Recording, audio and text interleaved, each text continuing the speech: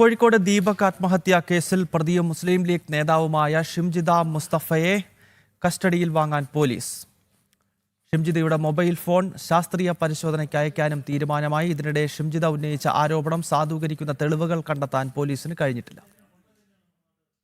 ഇന്നലെ ബന്ധുവീട്ടിൽ നിന്ന് അറസ്റ്റ് ചെയ്ത് ജയിലിൽ റിമാൻഡിലായ മുസ്ലിം ലീഗ് നേതാവ് ഷിംജിദയെ കസ്റ്റഡിയിൽ വാങ്ങി വിശദമായ ചോദ്യം ചെയ്യാനൊരുങ്ങുകയാണ് പോലീസ്. ബസ്സിൽ നടന്ന കാര്യങ്ങൾ, ദൃശ്യങ്ങൾ ചിത്രീകരിക്കാനിടയായ സാഹചര്യം എന്നിവ ചോദിച്ചറിയും. ബസ്സിൽ വെച്ച മോശം അനുഭവം ഉണ്ടായി എന്നാണ് ഷിംജിദ നൽകിയ മൊഴി. എന്നാൽ നിയമവഴി എന്തുകൊണ്ട് സ്വീകരിച്ചില്ല എന്ന ചോദ്യത്തിന് വ്യക്തമായ മറുപടി നൽകാൻ ഷിംജിദയ്ക്കായില്ല. വീഡിയോ എഡിറ്റ് ചെയ്യാനും പ്രചരിപ്പിക്കാനും സഹായം ലഭിച്ചതായും പോലീസ് സംശയിക്കുന്നു. തെളിവ് ശേഖരണത്തിന്റെ ഭാഗമായി ഷിംജിദയുടെ മൊബൈൽ ഫോൺ ശാസ്ത്രീയ പരിശോധനയ്ക്ക് അയക്കാനും പോലീസ് തീരുമാനിച്ചു. ഇതിനായും കോടതിയുടെ അനുമതി തേടും.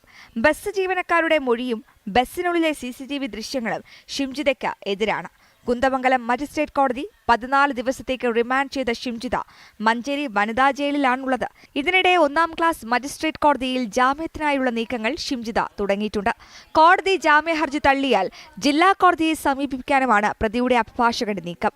ബുധനാഴ്ച ഉച്ചയോടെ വടകരയിലെ ബന്ധുവീട്ടിൽ വെച്ചാണ് ഷിംജിദയെ മെഡിക്കൽ കോളേജ് പോലീസ് പിടികൂടിയത്.